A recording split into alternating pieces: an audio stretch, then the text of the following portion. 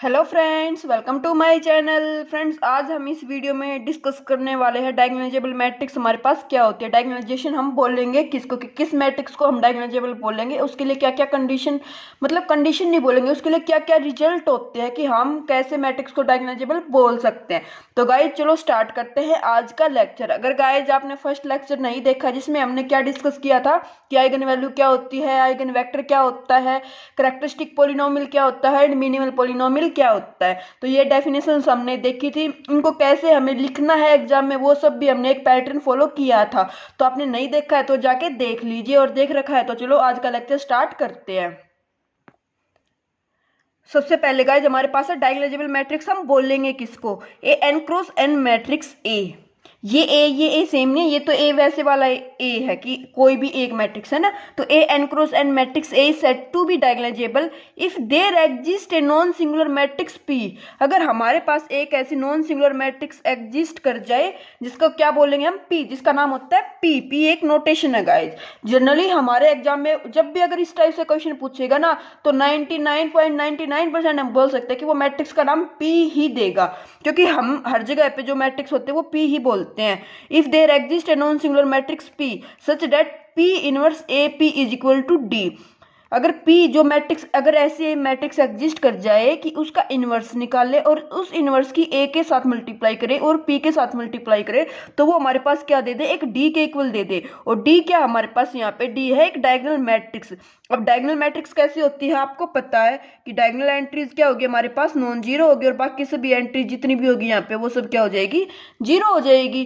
तो P inverse A P D आ जाए, P एक ऐसी मैट्रिक्स एग्जिस्ट कर जाए। अगर ऐसी मैट्रिक्स एग्जिस्ट कर जाती है जिसकी इस जो इन तीनों को मल्टीप्लाई के बाद डायगोनल दे दे, तो उस मैट्रिक्स को बोल देते हैं डायगोनालाइजेबल मैट्रिक्स।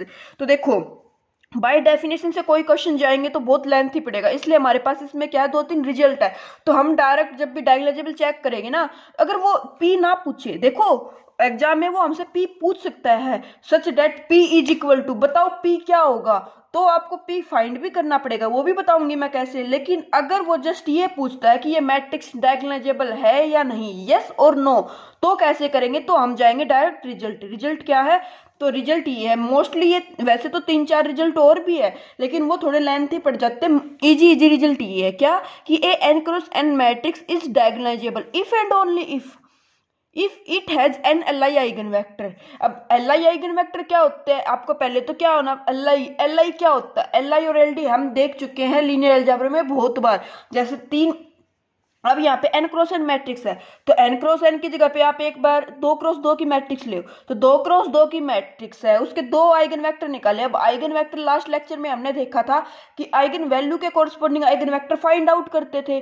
तो अगर दो आइगन वैल्यू है तो उनके कोरस्पोंडिंग जो आइगन वेक्टर मिलेंगे वो इक्वल थोड़ी ना मिलेंगे, वो भी कैसे मिलेंगे? डिफरेंट मिलेंगे। अगर आइगन वैल्यू डिफरेंट है हमारी, है ना, तो वे आइगन वेक्टर क्या हो जाए? एल आई हो जाए। अगर एल आई आइगन वेक्टर है तो अब जो मैट्रिक्स है वो क्या हो जाएगी? डायगोनालाइजेबल हो जाएगी। देखो कैसे, जैसे मान लो मैं आपको बोलती हूँ कि एक 3 क्रॉस 3 की मैट्रिक्स थी हमारे पास, और lambda is equal to lambda 1 lambda 2 lambda 3, ये तीन आइगन वैल्यू आ गई। ये तीनों नॉट इक्वल है, मतलब तीनों इक्वल नहीं है। तो इनके कोरस्पोंडिंग, अब मैंने बताया था ए एम जी एम कि इनके कोरस्पोंडिंग जी एम भी एक होगी, ए एम भी एक होगी। एक एक बार ही है तो तीनों के कोरस्पोंडिंग एक एक आइगन वैल्यू मिलेगी, एक एक आइगन वेक्टर मिल जाएगा एक एक आइगन वैल्यू के कोरस्पोंडिंग, है ना। तो जो तीन आइगन वेक्टर मिले वो क्या होंगे? हमेशा वो एल आई ही होंगे। अब एन क्रॉस एन की थी तो N L I eigen vector मिल जाएंगे, एन को जिससे रिप्लेस करोगे उतने ही एल आई आइगन वेक्टर मिल जाते हैं तो मैट्रिक्स डायगोनालाइजेबल है, और नहीं मिलते तो मैट्रिक्स डायगोनालाइजेबल नहीं है। अब आप बोलोगे कि 3 क्रॉस 3 की मैट्रिक्स है तो तीन ही एल आई आइगन वेक्टर मिलेंगे ना, बहुत सारे बच्चों का ही डाउट होता है। तो मैं बोलूंगी ये जरूरी नहीं है गाइज, क्या पता कोई आइगन वैल्यू रिपीटेड होती हो और उसकी एम तो जैसे रिपीट, मान लो एक आइगन वैल्यू 2 बार आ गई तो एम तो जो होती है अलजेब्रिक मल्टीप्लिसिटी वो तो हो जाएगी 2। जीएम जो ज्योमेट्रिक मल्टीप्लिसिटी है उसकी डायमेंशन क्या होगी? नलिटी की, वो हम फाइंड आउट करते हैं। कैसे करते हैं? देखो लास्ट लेक्चर में जब हमने कैरेक्टरिस्टिक पॉलिनोमियल के बाद कोरस्पोंडिंग आइगन वेक्टर निकाले थे तो देखा था कि जीएम हम कैसे निकालते हैं, ए माइनस लैम्डा आई से निकालते हैं। अगर याद है तो अच्छी बात, नहीं तो आज फिर से देखेंगे क्वेश्चन में, ठीक है।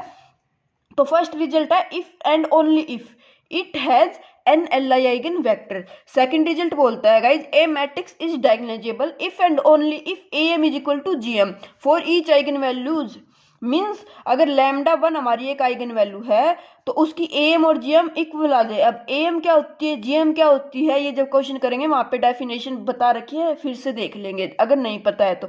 अभी के लिए बस ये याद रखो कि एम जीएम इक्वल हो जाए तो उस मैट्रिक्स को बोल देंगे डायगोनलाइजेबल। थर्ड रिजल्ट ये बोलता है guys a matrix whose all eigen values are distinct. अगर 2x2 की मैट्रिक्स है तो उसकी 2 डिफरेंट आइगन वैल्यू आ जाए, 3x3 की है तो 3 डिफरेंट आइगन वैल्यू आ जाए, 4x4 की है तो 4 डिफरेंट आइगन वैल्यू आ जाए। जितनी डिफरेंट आइगन वैल्यू आ जाए मतलब कोई भी आइगन वैल्यूज क्या है इक्वल ना हो तो उस मैट्रिक्स को तो डायरेक्ट क्या बोल देंगे हम, डायगोनलाइजेबल बोल देंगे। ठीक है, तो ये रिजल्ट आप लोगों को क्या रखने हैं, ये याद रखने हैं। इनका ज्यादातर हम यूज करेंगे क्वेश्चन को सोल्व करते टाइम। ओके, और अब आप बोलोगे ये छोड़ दिया, तो देखो इसमें क्या है, मैट्रिक्स डायगोनलाइजेबल की ही एक डेफिनेशन है। In other words we can say a square matrix. तो देखो डायगोनलाइजेबल के लिए ये नहीं है कि कोई भी 2x3 3x4 इस टाइप की मैट्रिक्स ले लेंगे, रेक्टेंगुलर मैट्रिक्स नहीं, हमें क्या लेंगे, एक स्क्वायर मैट्रिक्स लेंगे, 2x2 3x3 4x4 5x5 इस टाइप की matrix is said to be diagonalizable if it has similar to a diagonal matrix. अगर वो सिमिलर किसके हो जाए, एक डायगोनल मैट्रिक्स के। अब सिमिलर मैट्रिक्स क्या होती है, ये आपके काम की चीज नहीं है, ये सिलेबस में इसमें से क्वेश्चन नहीं आना। अब आप बस इतना याद रखो कि वो सिमिलर हो जाए किसके, डायगोनल मैट्रिक्स के। जैसे अगर हम वैसे सिमिलर का नोटेशन यूज करते तो ऐसे नहीं बोल देते कि ए सिमिलर टू बी, तो सेम ऐसा ही मान लो कि एक मैट्रिक्स थी वो सिमिलर हो जाए किसके, डी मैट्रिक्स के, डायगोनल मैट्रिक्स के, वो क्या हो जाए, सिमिलर हो जाए। अब ए से डी कैसे बनता है, इस प्रोसेस को आप अभी छोड़ दो। ठीक है, तो अब हम आते हैं क्वेश्चन पे। क्वेश्चन कैसे आएगा, उसको कैसे सोल्व आउट करना है तो वो देखते हैं। ओके गाइज, तो देखो हमारा क्वेश्चन है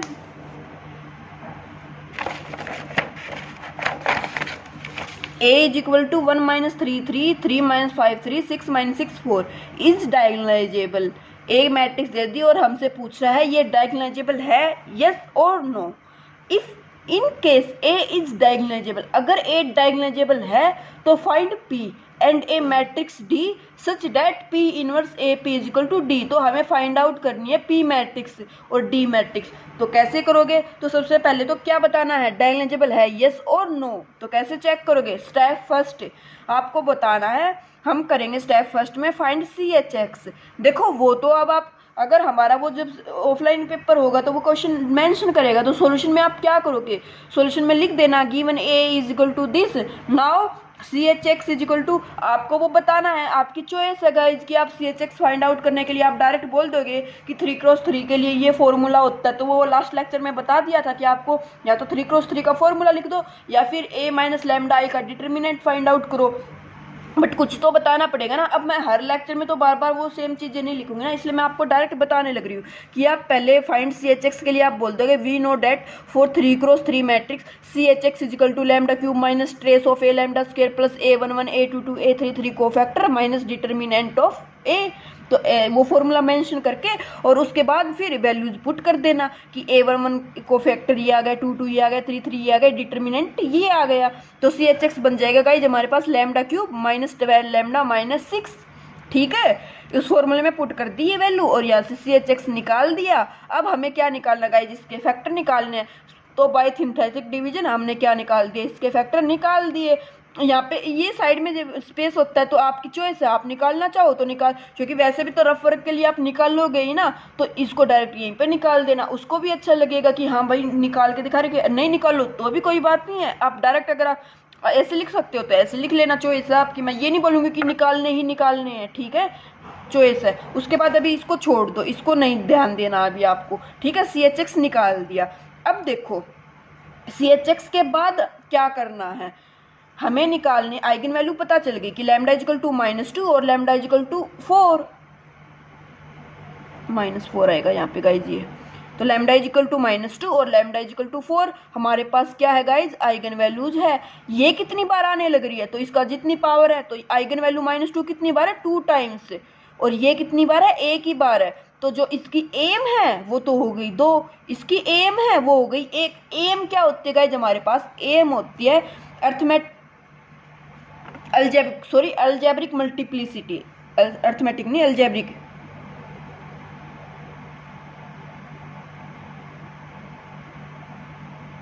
ठीक है ना, algebraic multiplicity.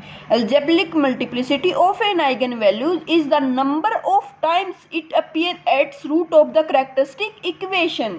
समझ में आया कि वो आइगन वैल्यूज एम उसको बोलते हैं जितने टाइम्स वो करेक्टरिस्टिक इक्वेशन का क्या बनने लग रहा है, रूट बनने लग रहा है. तो -2 इस करेक्टरिस्टिक इक्वेशन का कितने बार रूट बना है, 2 बार इक्वेशन को सेटिस्फाई किया है यहाँ से. तो इसकी जो एम है वो हमारे पास क्या हो गई, 2 हो गई गाइज. और जो 4 है, 4 तो एक ही बार आया है, तो 4 की एम भी क्या हो गई गाइज, 1 ही हो गई. अब देखो इसके बाद जीएम क्या होते हैं, ज्योमेट्रिक मल्टीप्लिसिटी. तो ये क्या होती है, geometric multiplicity of an eigen value is equal to dimension of its eigen space. तो आइगन स्पेस क्या होता है गाइज, आइगन स्पेस में जाते हैं कोरस्पॉन्डिंग आइगन वैल्यूज के corresponding eigen vector. 2 eigen value थी तो उनके कोरस्पॉन्डिंग 2 आइगन वेक्टर एग्जिस्ट करते, तो वो और एल आई आइगन वेक्टर इसमें जाते हैं गाइज. इसको निकालते कैसे, dimension of V such that a minus lambda I into V करके हमारे पास क्या आ जाए, 0 आ जाए. अब ये a minus lambda I means अगर इसको एक देखे, इसको a ही ट्रीट कर दे तो ax इज इक्वल टू 0. तो ax is equal to 0 homogeneous system बन जाता है गाइज. और होमोजीनियस सिस्टम की इस कंप्लीट को हम a की जगह पे आप b दे लो, ठीक है ना, कंफ्यूजन नहीं होगी. तो bx is equal to 0 system of linear equation में चले जाओ गाइज, थोड़ा बहुत याद हो तो bx इज इक्वल टू 0 होता है. तो डायमेंशन कैसे निकालते थे, तो डायमेंशन ऐसे ही तो निकालते थे ना, n माइनस आर. याद आया, n माइनस आर से जितने फ्री वेरिएबल आ गए भाई उसकी क्या आ जाएगी, डायमेंशन आ जाएगी. और उसी को हम बोलते हैं यहाँ पे ज्योमेट्रिक मल्टीप्लिसिटी. ठीक है ना, क्वेश्चन देखो और अच्छे से क्लियर हो जाएगा ये डाउट. तो हम सबसे पहले हमें क्या निकालना है गाइस, जो आइगन वैल्यू आ जाई है उनके corresponding eigen vector find out करेंगे, वहीं से तो जीएम आएगी ना. तो देखो now let us find eigen vector corresponding to lambda equal to -2. अब -2 एम 2 बार थी, तो अगर इसके कोरस्पॉन्डिंग 2 आइगन वेक्टर मिल गए तो जीएम 2 हो जाएगी, और नहीं मिले तो जीएम 2 नहीं होगी, 1 होगी. जो जितनी भी होगी वो देखेंगे. तो देखो x is equal to lambda x, इसको इस साइड लेके आएंगे. लैम्डा क्या है, स्केलर क्वांटिटी है, इसके साथ a में से सब्ट्रैक्ट कर नहीं सकते, तो डायरेक्ट हम क्या लिखेंगे, आइडेंटिटी मैट्रिक्स लिखेंगे इसके साथ में. तो a minus lambda I into x is equal to 0. Lambda कितना हमारे पास यहाँ पे -2, तो a माइनस -2 करेंगे i. अब a में से 2i सब्ट्रैक्ट करोगे, जो a मैट्रिक्स थी गिवन इसमें से सब्ट्रैक्ट करोगे तो ये बन जाएगा 3 - 3 3, 3 - 3 3, 6 - 6 6. x को क्या लिखेंगे, एक्स वाई जेड जितने क्रॉस जितने की मैट्रिक्स है इज इक्वल टू, ये 0 बार होता है तो 0 0 0 करेंगे. अब ऑपरेशन लगाओ, R2 पे R2 माइनस R1 कर दो, और R3 पे लगाओ R3 माइनस 2 R1 कर दो. ये यहाँ पे लिखा हुआ है ऐसे. इसको करोगे तो देखो ये वाली मैट्रिक्स बन गई. इसको अब इससे मल्टीप्लाई कर दो, 3x minus 3y plus 3z is equal to 0. 3 common ले तो this implies x minus y plus z is equal to 0. अब देखो मैट्रिक्स कितने क्रॉस कितने की थी, 3 क्रॉस 3 की. अब यहाँ पे इस स्टेप पे आ जाओ गाइज, देखो यहाँ पे क्या है हमारे पास, यहाँ पे दे दिया bx इजिकल टू 0. तो bx इजिकल टू 0 के n माइनस आर होती है, तो n कितना था, यहाँ पे हमारे पास 3 था. r रैंक कितनी आई है 1, तो n माइनस 1 करेंगे मीन्स 3 माइनस 1 करेंगे तो वो कितना आ जाएगा 2. और 2 को ही क्या बोल दिया इसने, जीएम बोल दिया हमारे पास. समझ आया. तो जो आइगन वैल्यू लैम्डा -2 थी उसके कोरस्पॉन्डिंग एम तो 2 थी ही, 2 बार रूट आया था लैम्डा इजिकल टू -2. और जीएम भी हमारी यहाँ से कितनी हो गई गाइज, जीएम भी हमारी यहाँ से कितनी हो गई, 2 ही हो गई. तो गाइज एम जीएम निकाल दी. अब देखो जीएम एम तो निकाल दी, लेकिन आइगन वेक्टर तो निकालने है ही ना. तो आइगन वेक्टर कैसे निकालते थे, अब जितनी जीएम आई उतने फ्री वेरिएबल. तो x minus y plus z is equal to 0 को हम क्या निकालेंगे, 2 चॉइस हमारे पास, z को 0 पुट कर दो, y को 1 पुट कर दो, फिर y को 0 पुट कर दो, z को 1 पुट कर दो, तो 2 आइगन वेक्टर मिल जाएंगे. तो देखो तो वे क्या हो जाएंगे हमारे पास, n माइनस रैंक ऑफ, ये यहाँ पे लिख के बता रखा, तो ये क्या हो गई, जीएम हो गई. जितने जीएम उतने फ्री वेरिएबल. तो M is equal to GM is equal to 2. तो अब फ्री वेरिएबल जो आए है उससे आइगन वेक्टर तो निकालो ना. तो लेट जेड इजिकल टू 0, तो y कितना आ गया 1, जेड 0, y 1 को इक्वेशन में पुट कर दो. जो इक्वेशन थी हमारे पास x minus y plus z is equal to 0, तो यहाँ से इसमें पुट करोगे जब, तो x की वैल्यू भी कितनी आ जाएगी हमारे पास, यहाँ से 1 आ गई. अब अगेन z को 1 पुट कर दो, y को 0 पुट कर दो, तो x की वैल्यू आ गई -2.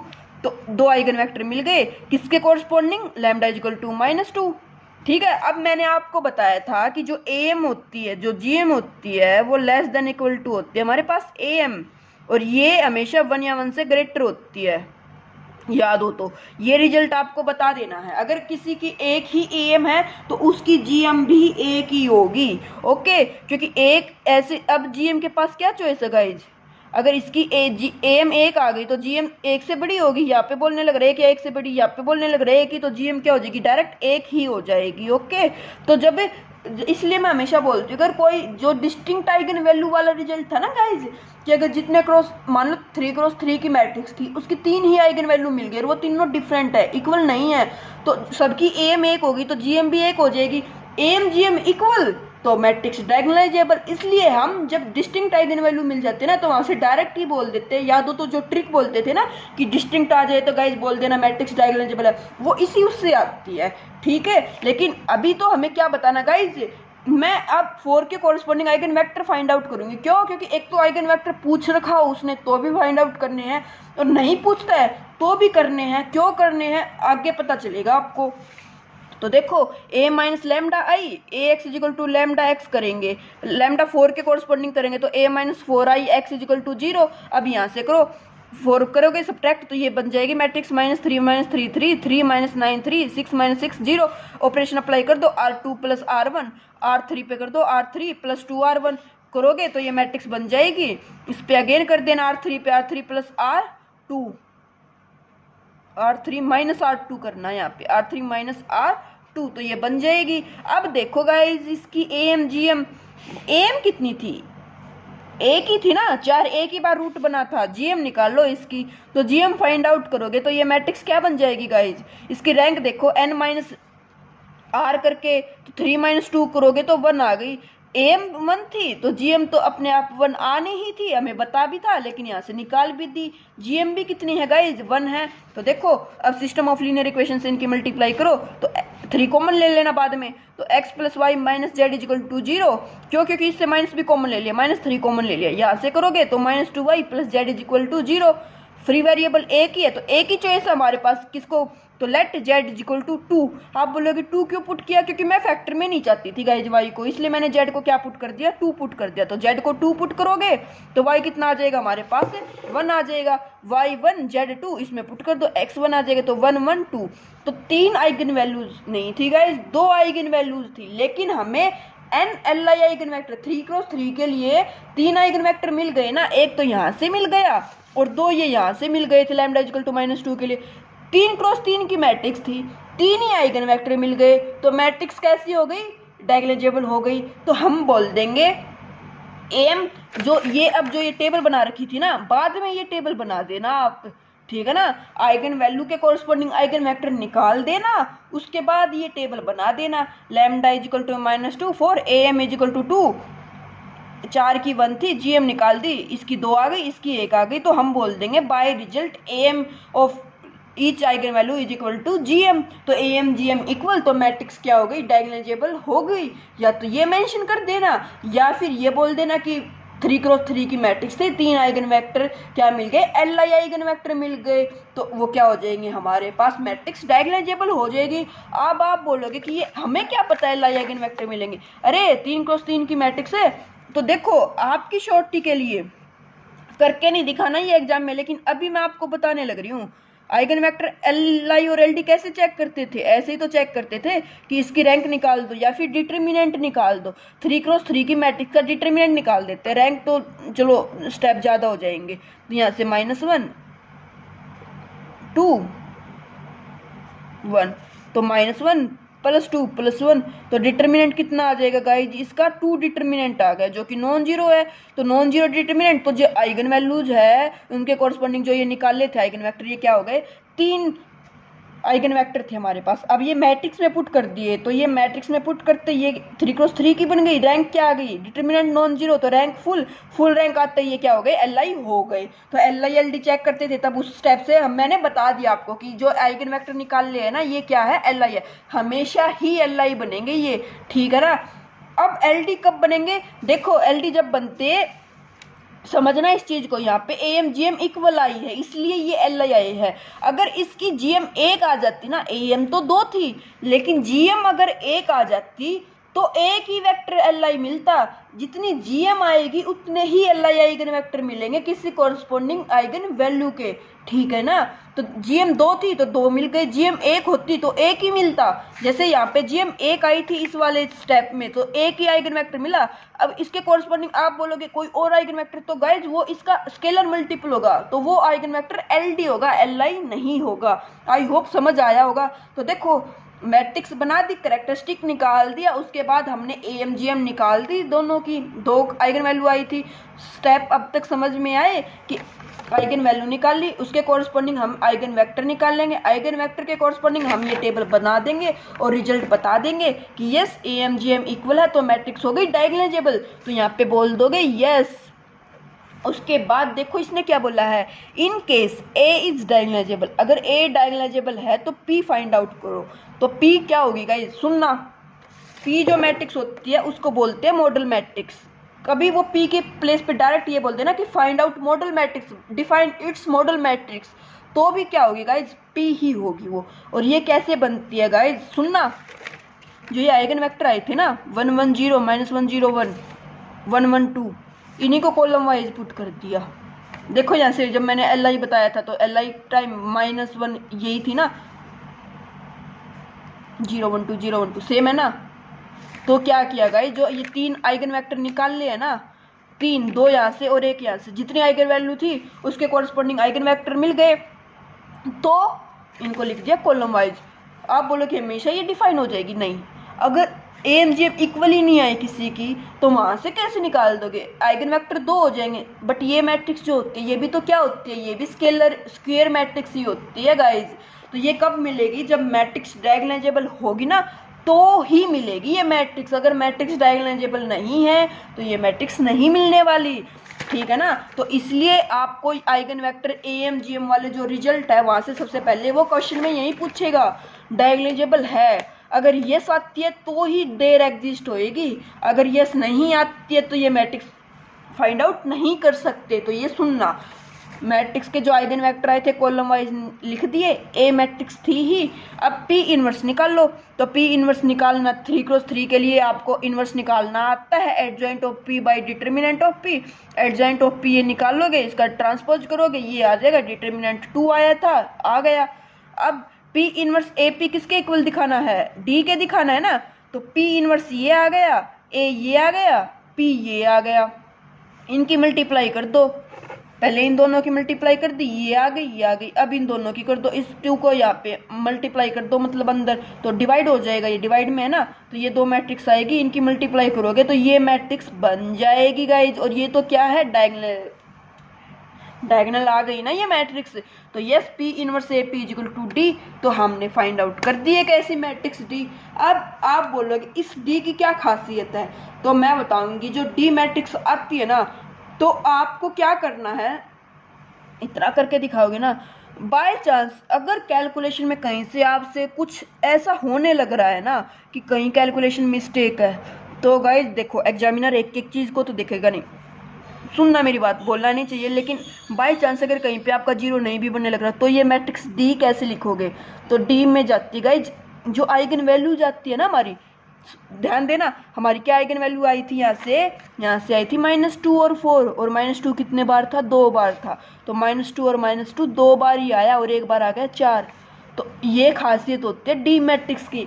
तो जो डायगोनल मैट्रिक्स आती है ना हमारे पास, उसकी डायगोनल एंट्रीज हमारी क्या होती है, हमारी आइगन वैल्यूज ही होती है। अब आप बोलोगे कि यहाँ पे भी तो 4 आ सकता था, तो गाइस सुनना, यहाँ पे 4 नहीं आएगा, 4 यहाँ पे ही आएगा। क्यों, क्योंकि हमने जो फर्स्ट वेक्टर और सेकंड वेक्टर जो लिखे थे ना, फर्स्ट और सेकंड, वो -2 के कॉरस्पॉन्डिंग लिखे थे, और जो थर्ड वेक्टर था ना ये कॉलम वेक्टर, ये किसके था, 4 के कॉरस्पॉन्डिंग था।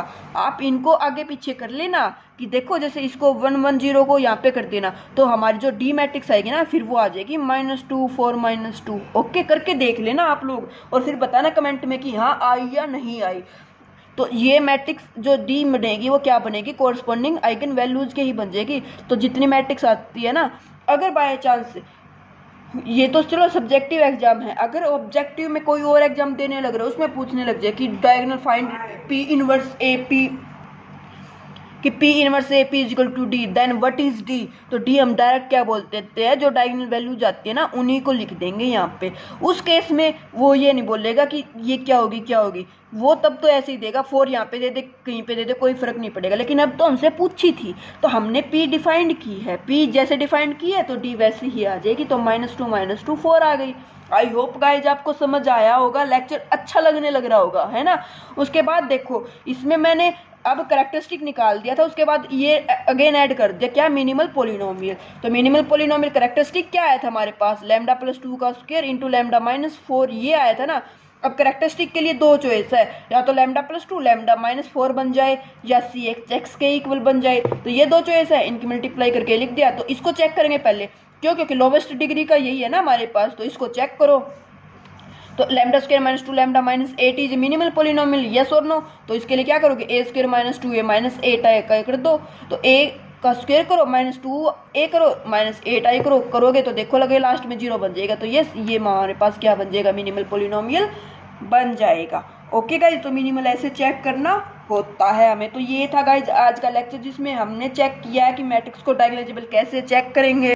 उसके बाद अगर वो हमसे पी मैट्रिक्स पूछता है तो उसको कैसे फाइंड आउट करेंगे। तो वो जो क्वेश्चन देगा, तो देखो डायगोनलाइजेबल के केस में आइगन वैल्यू भी निकाल ली, आइगन वेक्टर भी निकाल ले, उसके बाद AMGM टेबल बना दी, उससे बता दिया डायगोनलाइजेबल है यस और नो। तो देखो जो लास्ट लेक्चर में काम किया था कि आइगन वैल्यू क्या होती है, आइगन वेक्टर क्या होती है, कैरेक्टरिस्टिक पोलिनोमियल क्या होता है, वो तीनों स्टेप आज के लेक्चर में भी यूज हुए हैं। तो वो क्वेश्चन कहाँ से देगा, वो क्वेश्चन 99% देगा डायगोनलाइजेबल से, क्योंकि इसमें आइगन वैल्यू, आइगन वेक्टर और कैरेक्टरिस्टिक तीनों का यूज हो जाता है। उसके बाद मिनिमल पोलिनोमियल पूछना तो वो अलग से इसी में भी दे सकता है कि फाइंड इट्स मिनिमल पोलिनोमियल। और ये मैट्रिक्स, इसमें जो ये मैट्रिक्स बनने लग रहे हैं डायगोनलाइजेबल के केस में P inverse A P equal to D, यहाँ से चांस बनने लग रहे हैं गाइस क्वेश्चन डिफाइन होने के, कि वो क्वेश्चन इसमें से आस्क करेगा हमसे कि डिफाइन इट्स मैट्रिक्स P।